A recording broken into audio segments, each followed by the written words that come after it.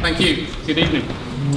My name is Mark Buckingham, chartered physiotherapist. I've worked with British Athletics and athletics for about 25 years. Today we started a new venture between us called Performance Team, which is regarding high performance camps in southern France. That is a hugely detailed process which we've been through today, but I'm going to try and give you a snapshot in 7 or 8 minutes of some of the work that we would do as a physiotherapist in that environment. Biomechanics. For me, as a physio over as many years as I've been now, this is the primary cause of running injuries. This is what causes most of the problems. You'll get people who'll sprain their ankles, etc., but most of the actual long-term niggles are those biomechanical problems. Now,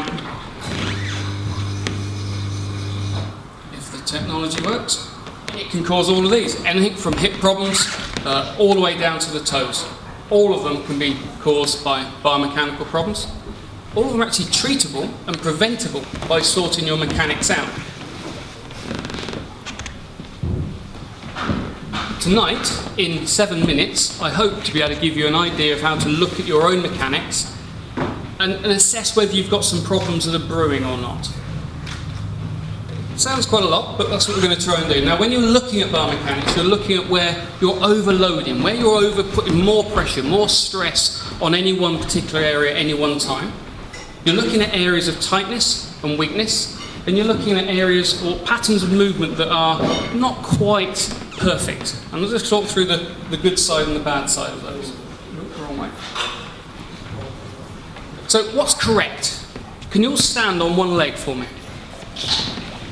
As you're standing on that one leg, look at people around you. What you should be looking is that your pelvis is level, both side to side, but also front to back, so you're not tipping your back, your bum sticking out, your back shouldn't be arching, it should be nice and level through the pelvis. You should have the knee straight through the middle of your foot, straight through the toe as you're looking down, and your foot should be nicely stable, nicely flat in the middle, not rolled in, not collapsed down, just flat in the middle. So what it looks like when it's bad is bum out, pelvis tipped over, knee rolling right in, tipping right in, twisting over, internal rotation of the shin bone, the tibia, and pronation, this classic old-fashioned pronation of rolling the foot in. So it's that collapsed position. So if you're looking at partners and with you now, that's what we're looking for. So, in standing, there's a few tests. That standing position is a good place to start. How do you stand? So in a mirror, using your iPhone, whatever, how do you stand? The next one, knee bends. A couple of little knee bends up and down. Off we go, come on. Little knee bends through there. Just looking at that alignment, where that knee goes up and down through there. Okay? Then we're looking at heel rises, up and down on tiptoes. Does the arch actually lift up? Do you get up onto your tiptoes? Can you get all the way up? Think ballet. Remember your ballet days? When you're a 4-year-old, getting up onto your tiptoes, can you actually get right up onto the tiptoes? How many can you do? And hopping is the other one we're going to cover out. So, in standing now, in pairs, get yourselves in pairs please, doesn't matter who, grab a partner. In pairs, I want you to look at each other. Come on people. Pairs, looking at each other, okay? Single leg standing. As you're standing, look at each other. If you dipped off to the side, you've got your bum sticking out. Is that knee over the top of the foot, or is it all rolled in a wee bit?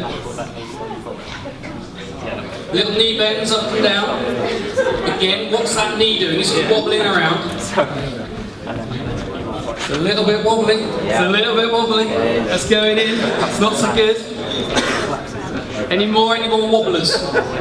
Any more wobblers? Keep going. Up and down.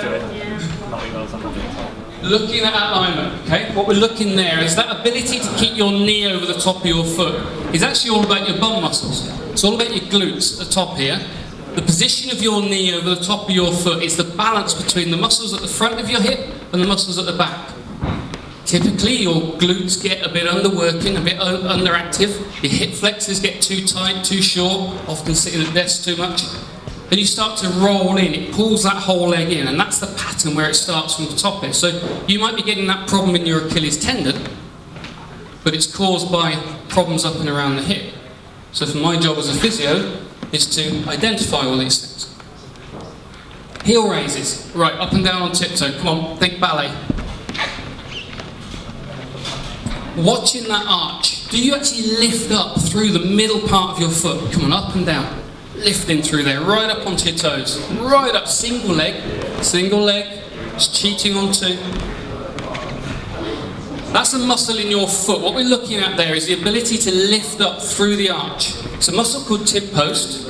It's one that comes underneath the middle of the foot from the inside of the shin. It's where you get your shin pain from.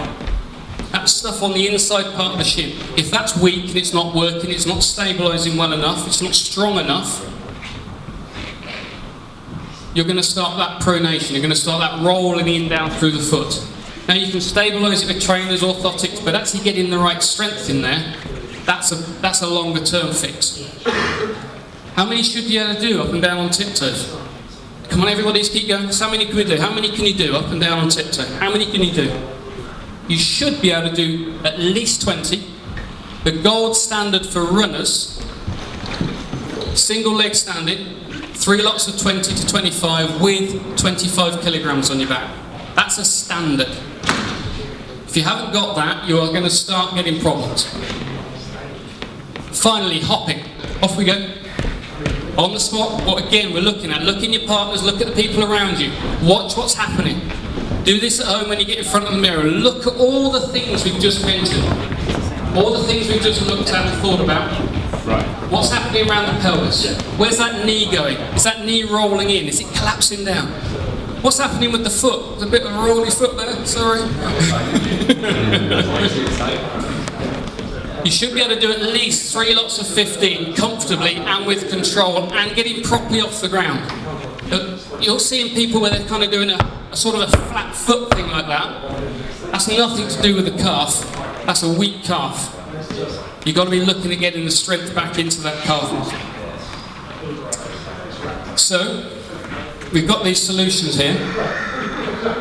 Tipping over the pelvis, if you've got your bum sticking out, you've got your bum sticking out backwards and or sideways, we're looking at poor core, we're looking at poor glutes. We need to get on with some work for that. Overactive hip flexors. We've got this leg rolling in, again it's that imbalance around the hip. You've got that rolling in and collapsing down through the foot. We've got this weak tib post. These are all the things we've got to be looking at. If you can sort those things out biomechanically, and this is what I do all day with all the runners I see, we'll be sorting out all those problems that we started off with.